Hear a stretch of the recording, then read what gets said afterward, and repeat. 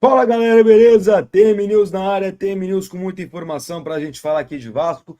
Mas antes de a gente falar de Vasco, eu peço para vocês que deixem o like, solta o dedo no like e se inscreve no canal, que isso ajuda muito a gente a continuar crescendo aqui no YouTube. Então já deixa o like, se inscreve no canal, rumo aos 8.000 inscritos. O pessoal do TM News é foda, né? Melhor público do YouTube é o do TM News. Então já deixa aquele like, já se inscreve no canal e bora para cima, porque hoje é dia de Vasco. Hoje é dia de Vasco e Grêmio, um jogo muito importante que não será na Arena do Grêmio, será na Arena Condá, lá em Chapecó. Coisa que é muito importante, porque o campo será neutro. Apesar da maioria ser da torcida do Grêmio, serão basicamente aí 17 mil torcedores do Grêmio, não 60 mil, quase, né, 50 mil torcedores do Grêmio, como é normal. Lá na Arena, na Condá, vão ser apenas 17 mil, mas os ingressos por parte do Vasco estão esgotados. Ou seja, o Vasco lotou sua parte e a gente sabe que 3 mil torcedores do Vasco conseguem competir tranquilamente com 17 mil do Grêmio. O Vasco não é visitante, o Vasco é sempre local e o Vasco vai para cima do Grêmio. Paier vai para o jogo, tá? O Souza também foi relacionado. Os relacionados do Vasco são esses daqui, tá? Alex Teixeira, Coutinho, David, Emerson Rodrigues, GB, Hugo Moura, JP e Kehler, Leandrinho, Léo Jardim e Piton, Maicon, Cocão, Pablo, Paulo Henrique, Paier, Puma Rodrigues, Rayan, Rojas, Esforça, Souza, Vegete e Zé Gabriel. O Zé Gabriel aí que também pode sair do Vasco dependendo do que acontecer nos próximos jogos. Bom, o Vasco vai ter a volta do Paier e a equipe titular para esse jogo, tá? Vai ser Léo Jardim no gol, Paulo Henrique, Maicon, Léo e Piton, Hugo Moura, Cocão e Felipe Coutinho fazendo a sua estreia no time titular. Emerson Rodrigues, Vegete e David. O Adson tá fora por conta de um desconforto na coxa, que vem já incomodando o jogador desde aquele jogo contra o Atlético Goianiense. Jogou 2 jogos no sacrifício e agora vai descansar um pouco para estar 100% para o próximo jogo da quarta-feira, no dia 31, Vasco e Atlético Goianiense, que a gente vai narrar aqui o jogo muito importante da Copa do Brasil, tá? Então a gente vai narrar esse jogo, o Vasco quer chegar a 100%, mas o jogo de hoje também é muito importante. O Vasco que não vence o Grêmio desde 2006, lá fora de casa, né? Não vai ser no Rio Grande do Sul, mas fora de casa o Vasco não vence o Grêmio desde 2006 e hoje tem mais um tabu para quebrar desses vários tabus que a gente vai ver no Vasco não conseguir vencer, tá? Então, o Vasco hoje, já falei aqui a escalação, tem que ganhar esse jogo, até porque a rodada não foi muito boa para o Vasco. O Vitória venceu, incrível, né? O Vitória venceu o Palmeiras por 2-0 ontem lá no Allianz Parque. Tá bom que o Palmeiras jogou com time misto, mas o Abel Ferreira meteu o cacete em todo mundo, falou pro Richard Rios que a Copa América acabou que ele estava jogando no Palmeiras agora, desceu a lenha. Lá no Alfredo Jaconi, o Criciúma venceu o Juventude. Não foi um resultado terrível, mas também não foi um resultado bom. Esse aqui foi bom, tá? Bahia e Internacional 1-1, foi um resultado legal. O Botafogo perder para o Cruzeiro foi um resultado ruim, porque o Cruzeiro se distancia muito do Vasco, fica nesse momento a 12 pontos. Então o Vasco tem que vencer o jogo para ficar perto ainda do G6. Esse resultado até que foi bom, visto as condições. O São Paulo perdeu para o Fortaleza, o empate seria a melhor opção, mas o Vasco ainda fica muito perto do G6 se vencer, né? Pode se aproximar do G6. Primeiramente, a gente tem que pensar em chegar no G6 para depois pensar em chegar no G4. E hoje tem, às 11 horas, daqui a pouquinho, RB Bragantino e Fluminense. No Maracanã tem Flamengo e Goianiense, Vasco e Grêmio. Hoje um jogo único às 4 horas, né? Maracanã, Flamengo e Atlético Goianiense. Hoje 3 jogos às 7 horas. Grêmio e Vasco, Atlético Mineiro e Corinthians, Cuiabá e Atlético Paranaense. Atlético Mineiro e Corinthians. Um resultado aqui que seria bom seria um empate para o Corinthians não chegar tão perto do Vasco e para o Atlético Mineiro não se distanciar. Dependendo dos resultados de hoje, por exemplo, um empate aqui na MRV, o Bragantino não vencendo o Fluminense, tá? E o Vasco vencendo o Grêmio, e o Atlético Paranaense aí não vencendo o Cuiabá, ou até perdendo para o Cuiabá, o Vasco pode chegar à 8ª colocação, porque chegaria aos 26 pontos, poderia passar em número de vitórias o Atlético Mineiro e o Bragantino, o Vasco poderia passar, e caso o Bragantino perca para o Fluminense, o Vasco poderia passar o Bragantino e poderia passar o Atlético Paranaense em caso de derrota para o Cuiabá. Mas o Vasco tem que pensar primeiro em si mesmo, tem que pensar em fazer o dever de casa. Vai ser um jogo muito difícil, o Grêmio vem melhorando com o Renato Gaúcho, o Grêmio que tem alguns jogos a menos, na verdade, o Grêmio tem aí 17, não, tem só um jogo a menos que o Vasco. Quem tem mais jogos a menos é o Internacional, que tem apenas 15, e o Grêmio não deve cair, tá? Vai se recuperando, vai melhorando, o Grêmio não tem time para cair, e depois de tudo que aconteceu naquela tragédia no Rio Grande do Sul, é normal que os times do Sul não estejam tão bem. Mas realmente, a vitória do Criciúma não foi tão boa, eles aproximaram bastante do Vasco. O Juventude também está ali próximo do Vasco com 21 pontos. Ontem o empate teria sido a melhor opção. Então esse resultado para mim foi o pior, porque os dois estão perto do Vasco nesse momento. Bom, antes da gente continuar de novo, eu peço para vocês, para a galera lembrar aí que deixa o like, se inscreve no canal, isso ajuda muito a gente. E vamos falar da venda da SAF, tá? Lembrando que o processo da FGV foi suspenso por 90 dias, o processo que determinaria quem seria o dono da SAF do Vasco, tá? Por quê? Porque esse processo em específico não teria como anular, não teria mais liminar. Quem ganhasse, ganharia a SAF do Vasco. O processo foi suspenso por esses 90 dias, porque o Vasco e a ECAP, o Kenneth King aí, que é o dono da ECAP, já tem um comprador em comum, tá? A ECAP quer recuperar um percentual, pelo menos recuperar o valor emprestado a 777, tá?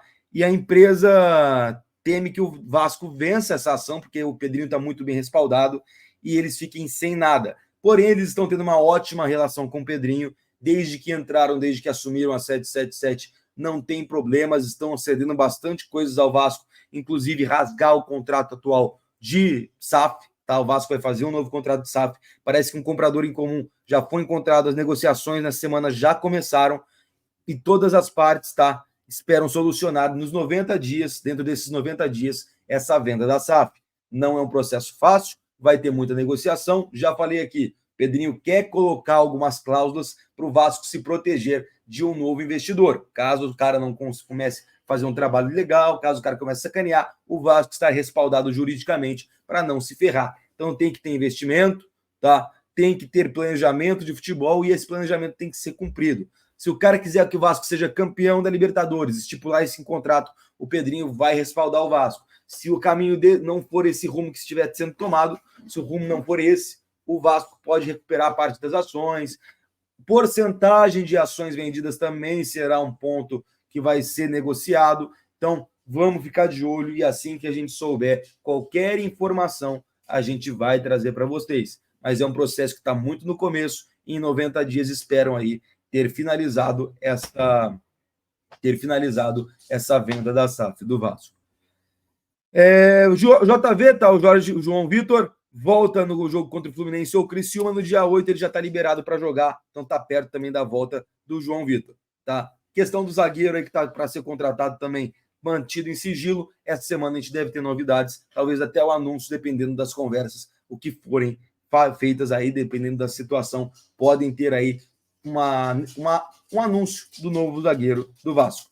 Perguntam aí, vou falar bem rápido, tá? Desses dois aí que ainda perguntam sobre ele, ainda tem gente mentindo sobre eles.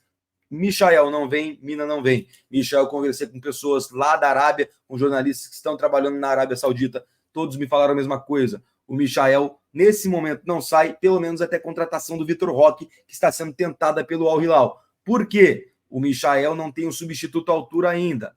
Mas e o Neymar? O Neymar vai voltar para o Al Hilal, não sabe a condição física, tudo mais, mas o Michael é o substituto imediato do Neymar. Porque se o Neymar machucar de novo, o Michael entraria. Como ainda não tem uma contratação firmada com o Vitor Roque, o Michael teve a sua saída barrada nesse momento pelo JJ. Informação aí do meu amigo Júlio Miguel Neto, do Rubro News Futebol Clube. O Flamengo tentou a negociação, o JJ barrou nesse momento, e só depois da contratação de um novo reforço, o Michael poderia voltar ao Brasil, tá? Então, nesse momento, o Michel não sai, só depois do dia 13, e se o Vitor Roque estiver. Vasco não tem nada com o Michael, e detalhe, Flamengo e Cruzeiro já procuraram um jogador. Então, se for para o Vasco, conseguir uma contratação, segundo aí as nossas fontes, da Arábia, dentro do Flamengo também, e de dentro do Vasco, do Cruzeiro, entre outras aí que a gente tem. O Michael só viria para o Vasco se o Flamengo não quisesse, se o Cruzeiro não fechar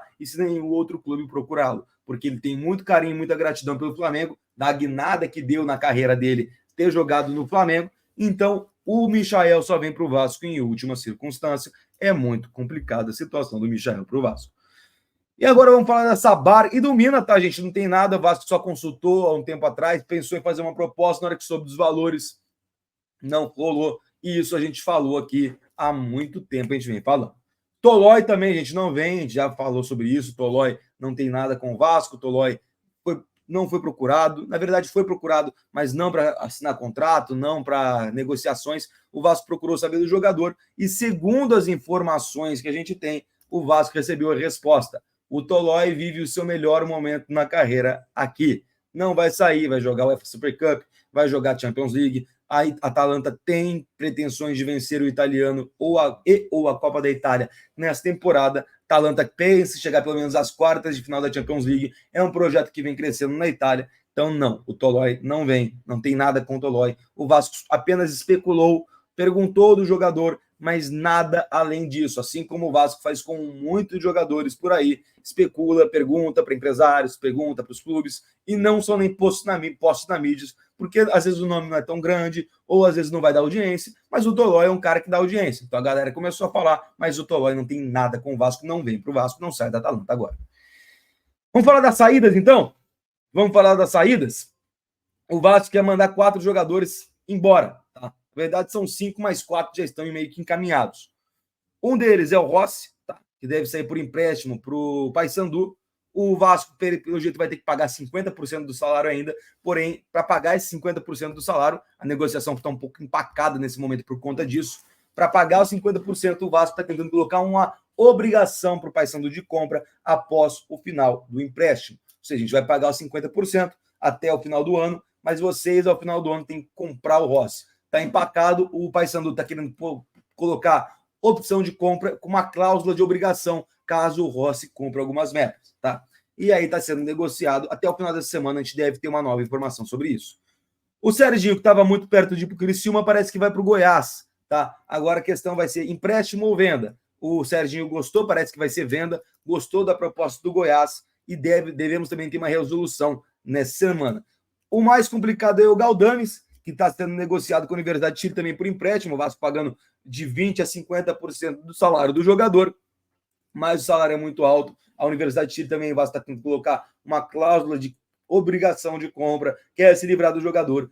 A mesma situação do Rossi, está empacado por conta do salário, está empacado por conta da situação de altos salários que a 777 botou em jogadores que não precisavam pagar 500 mil, 300 mil. Se pagassem 50 a 100 mil já estava bom demais. Mas a 77 gostava de superfaturar os valores e tá aí, ó.